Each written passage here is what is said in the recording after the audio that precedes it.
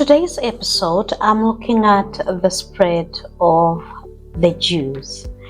Now, when we look at the spread of the Jews, this whole story begins with one man, and this man is Abraham. Abraham lived in the land of Ur of the Chaldeans, that is in Mesopotamia, specifically in the southern part. And Mesopotamia is the Iraq of today. So he lived there with his father Terah, who later on decided and migrated to the land which we are calling Haran, that is in the southeastern part of Turkey today. And you find that it's in Haran where actually God called Abraham to leave his father and go to the land that God had to show him.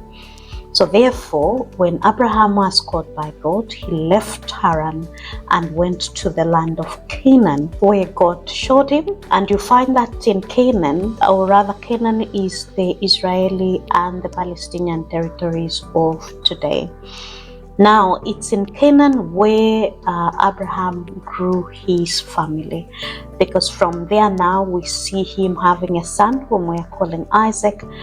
And then from Isaac, we are also seeing him having two sons, specifically Esau and Jacob. Now, it's from the line of Jacob where we are getting the Jews themselves. Now, you can see that there's already the spread of the Jews from the land of Haran to Canaan, where God called Abraham. We have said Isaac had two sons, which were Jacob and Esau.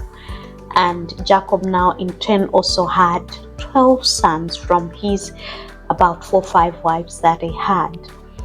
And these sons became to represent the 12 tribes of Israel. And you find that at the point of Jacob is where the name of Israel came in, because God had to change the name of Jacob to Israel. Now, at one particular time, there was hunger in the land of Canaan. And Jacob, therefore, and his sons decided that they'll go down to Egypt in search of food. Now, Egypt at that particular time was one of the great empires, and therefore they were rich.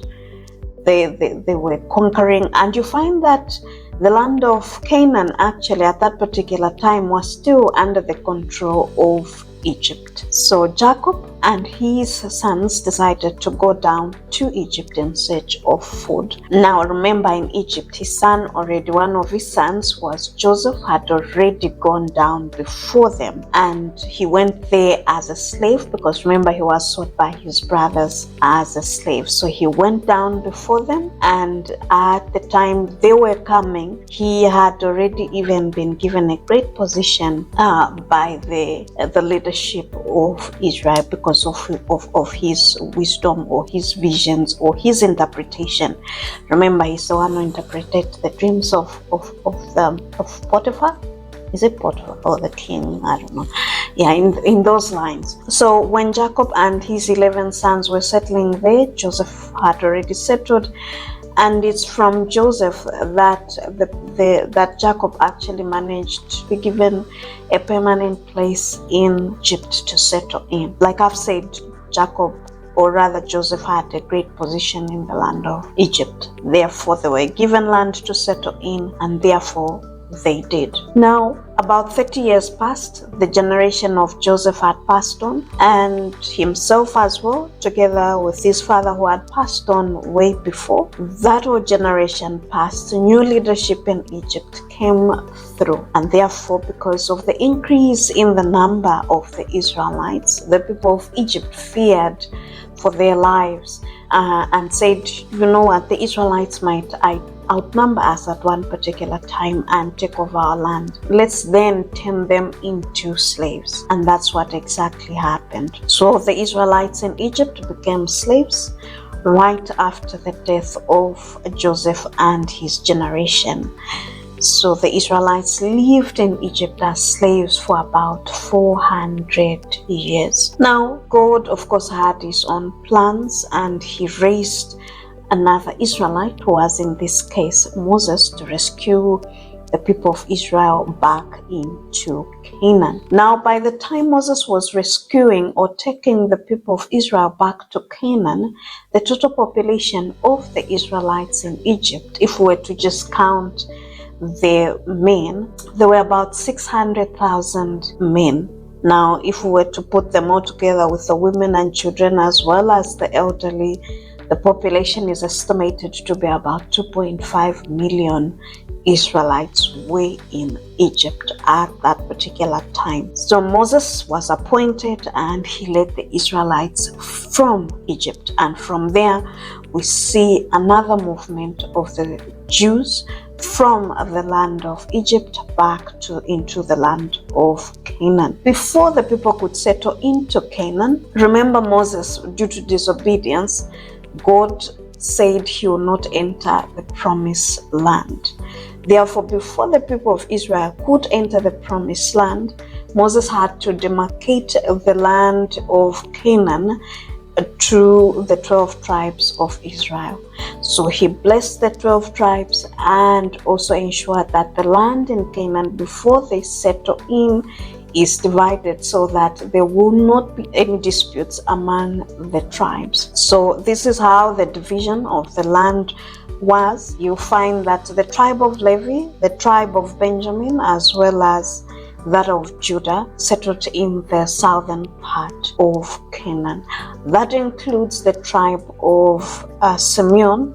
So Simeon also settled among the tribe of Judah, because Simeon was never entirely given its own particular region in the land of Canaan, because Simeon carried a curse that was imposed on him by his father Jacob, and that particular curse was never removed, and therefore Moses could not bless the tribe of Simeon because of that still curse that lay on the tribe of Simeon. So Simeon in this case settled among the tribe of Judah, because then it meant that in the southern part we had Simeon, we had Levi, we had Benjamin as well. Now remember, the tribe of Levi, for them their role was mainly on priesthood, working in the temple.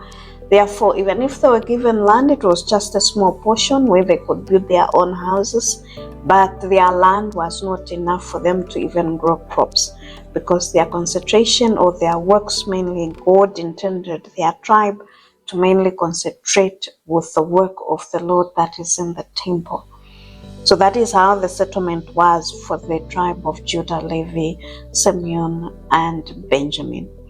Then we have the tribe of Reuben, the tribe of Gad, as well as Manasseh, part of Manasseh. For them, they settled in the eastern part of the river Jordan. Then when we look at the tribe of Zebulun, the tribe of Naphtali, Issachar, Asher, Dan, Manasseh, part of Manasseh, and also Ephraim, for them they settled in the northern part of Canaan. And that is how the settlement was when they entered now in the land of Canaan.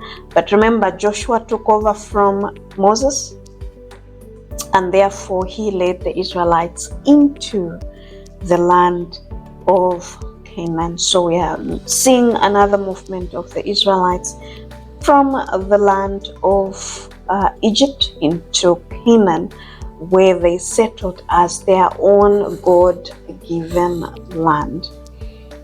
Then, of course, the leadership that led the Israelites when they settled into the land of Canaan, we have Joshua, and Caleb, of course, was assisting Joshua, but mainly Joshua was the prominent leader. Then we also have, after Joshua died, we have the judges that came in. And some of the prominent judges that you find, we have Deborah, who was also called the prophetess. You find all these judges in the book of Judges in the Bible. Then we also have Samson, we also have Gideon. All these were called the judges and they led the Israelites thereafter. Then after the judges came in the last prophet, and this last prophet is Samuel. We say the last prophet because he was the last prophet before the land of Israel began to be ruled by a king. So Samuel was the last leader and the prophet that led the Israelites. Now, from looking at the sons that Samuel had, the people had no confidence in them taking over after Samuel, passes on. So they decided that no, why won't we cry to the Lord for a king, so that even if Samuel passes on, we will still have a king that God has appointed to lead us, and also who will defend us against the enemies that we have. Because remember, when the Israelites settled in the land of Canaan, there was a lot of enemies that surrounded them. There was the Amalekites, there was the Moabites, you'll find the Philistines, and all these surrounded them. And when they settled, there was always these constant battles between these, surrounding enemies. Therefore, when they saw that, the sons of Samuel is not giving any hope, so they decided, let's ask the Lord so that he could give us a new king. And this king will take over and rule the land of Israel, just like any other surrounding region. All other regions are ruled by kings. Therefore, even us, let's just have kings, so that even from the king we'll get protection, there will be an army, and so on. Of course, the Lord heard them, and that is how God appointed King Saul, and King Saul became the first king of Israel. So King Saul was coming from the youngest tribe, that is the tribe of Benjamin, and he was anointed by Samuel. He is the one who managed to unite the 12 tribes of Israel up to a certain degree. Because remember, even if they lived together in Canaan, there was all these conflicts among them. And therefore, when King Saul was appointed as king and he ruled as a king in the land of Israel, he at least up to some degree managed to unite the 12 tribes of Israel together. Now, of course, due to disobedience, King Saul could not hold his kingship, because the Lord stripped him off of that because of his disobedience. And therefore, the kingship in this particular case went to the tribe of Judah. That is where David is coming from. So David was appointed king, and he replaced King Saul. Now, in his reign, of course, we know David is known for, or is also called as, the man after God's own heart. So in his reign, of course, he went very much more further to unite the 12 tribes of Israel, and also expanded it, and also established the capital in Jerusalem, because at that particular time Jerusalem was not their land. So David conquered Jerusalem and established it as the capital of Israel, because when the land of Israel was under the leadership of King Saul managed to establish the land as a political state. Now, when David ruled, he now managed to establish a capital of Israel. That was the reign of King David. Then from King David, we are having King Solomon, who was in this case the son of David. So for him, he expanded the kingdom even much more further, economically, strength, and the land, of course, was admired by a lot of neighboring territories or empires, such that, of course, even further ones, because remember, even the Queen of Sheba from Ethiopia managed to go there just to see for herself who this King Solomon was, and let's see what sort of wealth this particular king has. King Solomon, as the king, managed to expand the kingdom economically and of course in terms of territory. The only bad part about King Solomon, which of course even led to the collapse of the kingdom, is that he had married too many, women. And these women, you find that they were not women from among the tribes of Israel. They were women from the surrounding enemies of Israel. And these women, when they came to live in that particular land, they had to bring their own gods. Therefore, they began worshipping idols in the land of Israel.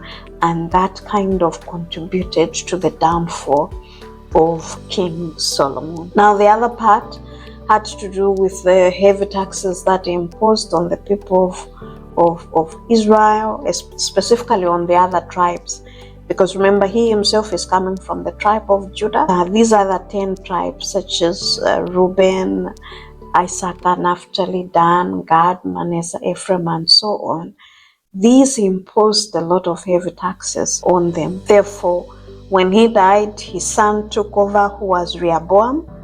Rehoboam, instead of, listening to try and unite the kingdom, instead of lessening on the taxes for him, he went even further than his father did and imposed even much more heavier taxes on the people of Israel, specifically the other tribes. In this case now, the other tribes just said, you know what, we've had enough and we are splitting.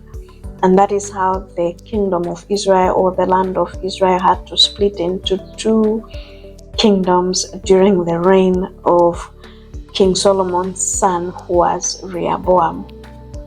So the kingdom was divided into 2. There was the northern and the southern.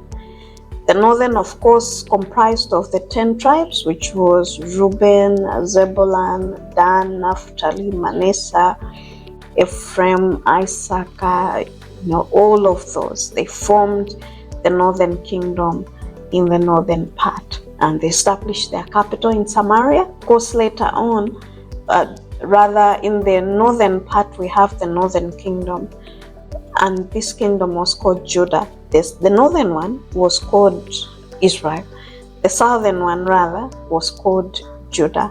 And in Judah, we are having 3 tribes, which is Levi, Benjamin, as well as Judah. So there was Judah, Benjamin, and Levi. They established themselves and formed the southern kingdom.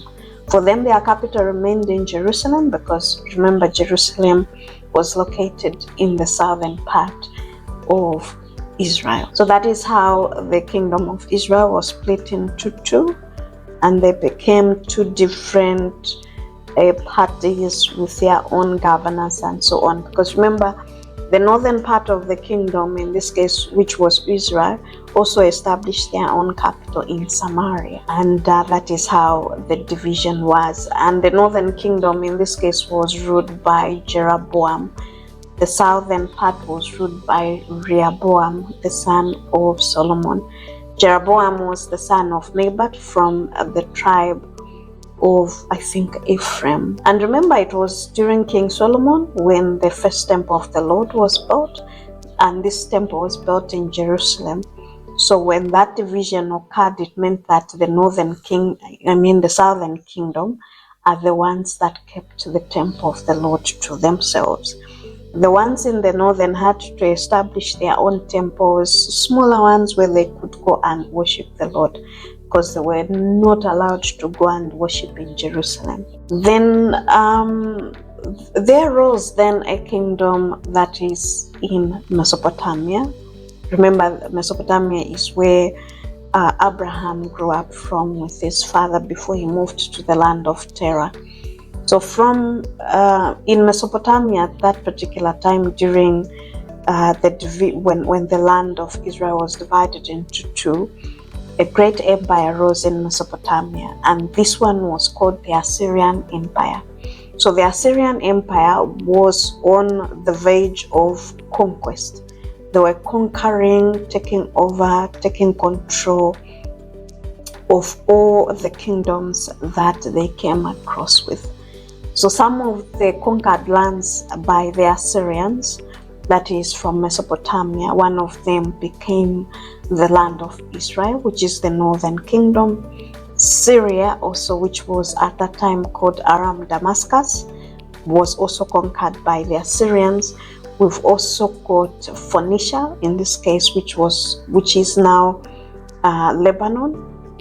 So Assyria conquered all these lands, and you find that the prominent leaders or the prominent prophets that were at that particular time during the conquest of Israel by the Assyrians was, we have the prophet Hosea, we have the prophet Amos, there was also the prophet Isaiah, but Isaiah mainly ministered in the land of Judah. But of course, remember, these people were still one and the same people, but mainly Isaiah ministered in the land of Judah. Then the other prophets that you find is the prophet Micah, that saw the fall of the kingdom of Israel into the hands of the Assyrians. Now, the northern kingdom, representing the 10 tribes in this particular case, were taken as captives, and they were taken into the land of Mesopotamia, where they became slaves, they became part of the Assyrians. And as it stands today, is that these 10 tribes are described as the lost 10 tribes of Israel, because after that, there is no record of how they further lived and stayed or spread or anything that happened to them. They simply became assimilated and became part of the Assyrians, and no account of them is ever written, or what would have happened to the 10 tribes that represented the northern kingdom. Then, of course, Judah remained strong during the attacks or the conquest by the Assyrians. But about 136 years passed. Then another kingdom rose in Mesopotamia, and this kingdom was called the Babylonian Empire. So the Babylonian Empire went and conquered the empire of Assyria, and further on it came and conquered Judah. Okay, so it conquered Judah, it conquered Syria, it conquered Lebanon as well, which was Phoenicia. When the empire of Babylon conquered Judah in this case, some of the prominent prophets that you find or that witnessed the fall of Judah, which was the southern kingdom, you'll find that there were the likes of Jeremiah. Jeremiah was present when there was that attack on the people of Judah. There was also the prophet Habakkuk. We also have the prophet Zephaniah, I think, was also present at that particular time. Then we also have other prophets that after the conquest, the people of Judah were taken into captive by the Babylonians, meaning they moved from the land of Judah and they were taken to Babylon, that is in Mesopotamia. And the people or the prophets that were still present, even when the Jews or the people from the land of Judah were taken into captive, you find that some of the prominent prophets were the likes of Ezekiel. Then we also have the likes of Daniel. Now, the people of Judah were taken into captive, and there they began living in the land of Mesopotamia. So they became part of Mesopotamia and so on. So from there, of course, we are seeing the spread of the Jews from the land of Judah into the land of Mesopotamia. Now, those that were under the Assyrian Empire. For them, of course, they had gone there before, but they just became part of the Assyrians. Even the ones from Judah that when captured or conquered by the Babylonians, they also were taken as captive, they were taken as captives by the Babylonians. So you find that they also went to live in Babylon, but for them, they never lost their identity. They kept on and they kept fighting and so on. From Babylon, another empire from the land of Persia, which is in Iran today. Another empire, great, rose, and it began its conquest and conquered the land of Babylon. The empire of Babylon was conquered by Persia. In return, it also now took control of all the territories that were under the influence of Babylon. It took control of the territories, it took control of the peoples that were under the control of Babylon. So that simply means that the people of Judah, who were the Jews, became under the control of Persia.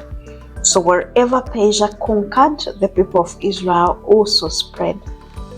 So you find that they spread, they lived in Babylon, some went to Persia, and some went back to Judah.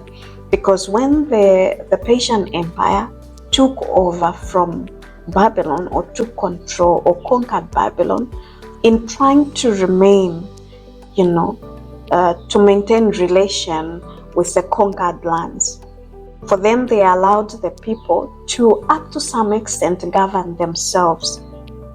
So in that particular case, they allowed the people or rather the Jews, to go back to Judah and begin ruling themselves. But of course, bearing in mind that we have a greater control, which was Persia.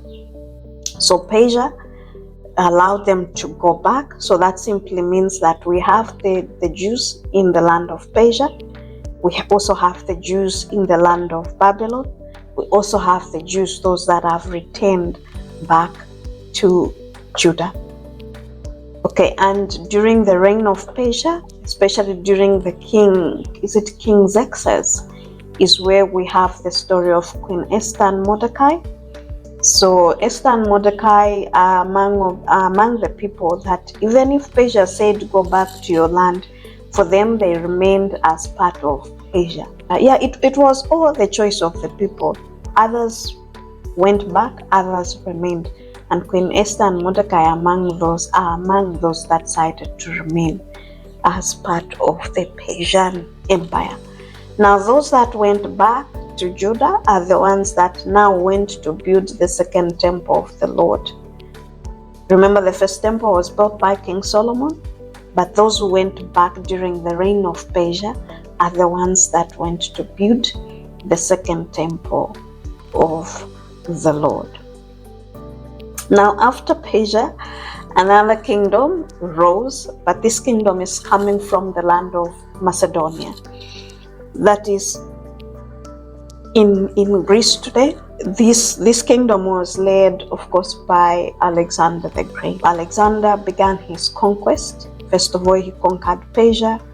He took control of Babylon, which was under the control of Persia, which meant he also took control of Judah, took control of Syria, took control of Lebanon. Everything that was under the control of Persia at that particular time was under the control of Alexander the Great.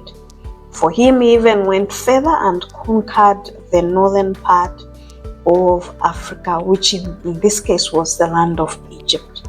So he conquered Egypt, conquered Judah, conquered Babylon, conquered Syria, conquered Phoenicia. He conquered so much. And then you find in all those areas that he conquered, the Jews spread likewise. So it meant that in Greece, we have the Jews. In Egypt, there were the Jews. It meant that in the land of Babylon, of course, they are already there. In the land of Persia, they are already there. Syria, Phoenicia, which was in this case Lebanon, they all spread in these particular regions. As Alexander the Great conquered, so was the spread of the Jews as per conquest. After Alexander the Great, of course, came in another kingdom, and this was the Roman Empire. So the Roman Empire is an empire that lived before Christ and after Christ. All these empires that I've talked about are empires that existed before Christ, but the empire of the Roman existed before and after Christ. So for them, they rose, of course, coming, I think, from the land of Mesopotamia as well. Then they also began their conquest, so they conquered Greece and conquered everything that belonged to Greece, which means they took control of Persia, which is Iran, took control of Mesopotamia, took control of Judah, took control of Lebanon, Syria, took control of Egypt as well. And as that conquest went, so was the spread of the Jews. Now, like I've said, the Romans existed before and after Christ. So you'll find that those, because there were still people in Judah who lived there and continued worshiping the Lord and worshiping in the temple, the second temple that they had built during the reign of Persia. Now, during the reign of the Roman Empire is where we see the destruction of the second temple of the Lord, okay, which was built when I think King Herod was the king of Judah at that particular time. So the Romans destroyed the temple, destroyed Jerusalem, and the people were never allowed to go back in Jerusalem ever again. And that particular region was renamed into another name. I think I've just forgotten what the Roman named it. So you find that from now that particular conquest by the Romans is that the spread of the Jews now went even much greater. That's where we are seeing now the Jews spreading to massive places across the world. And you find that as of today, the Jews, they've settled in different lands, in different areas of the world. And of course, they are called by different names. So you find that we've got the likes of Ashkenaz Jews. The Ashkenaz Jews are specifically, their origin in this particular case is Central and Eastern Europe.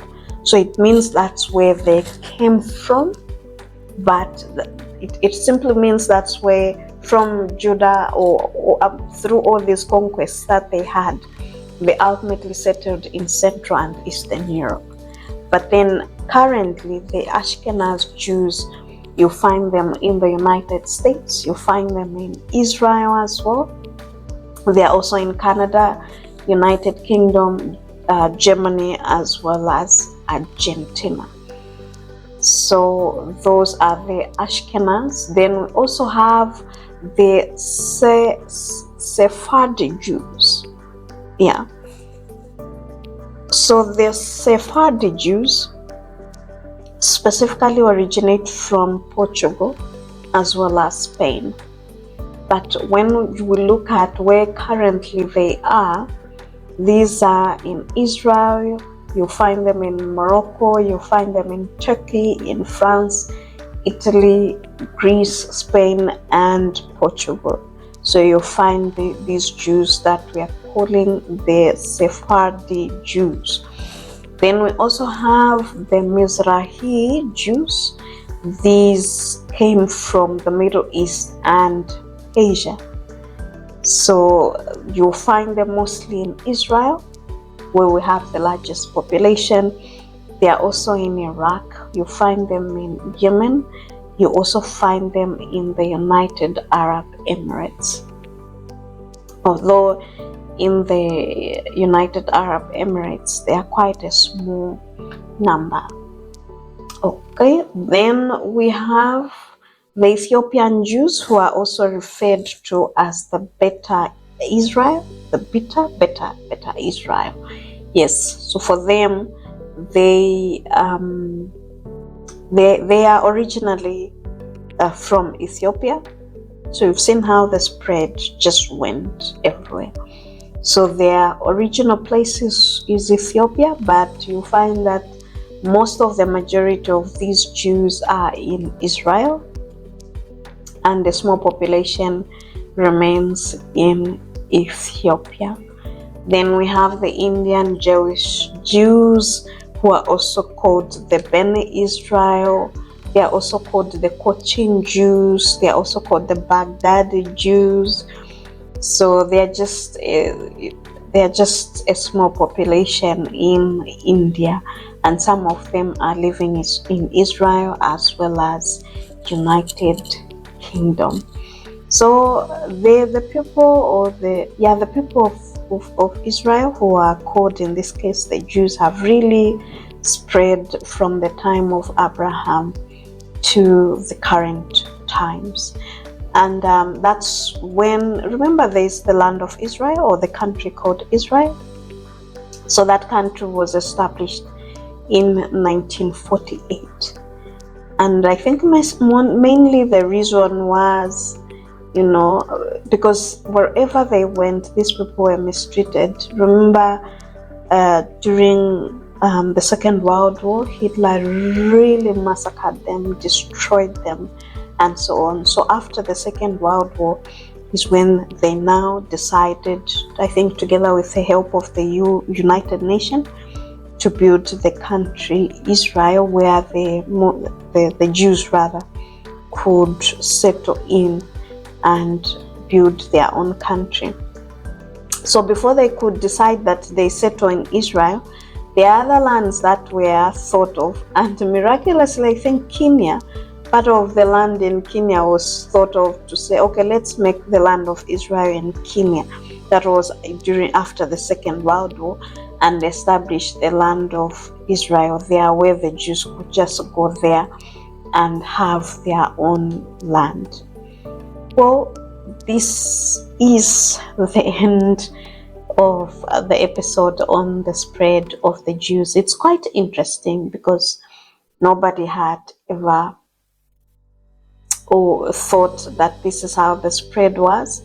And this kind of also helped me to realign how the prophets actually appeared in the Bible, because you look at it and say, okay, at what point was the prophet Jeremiah? At what point was the prophet Isaiah, and so on?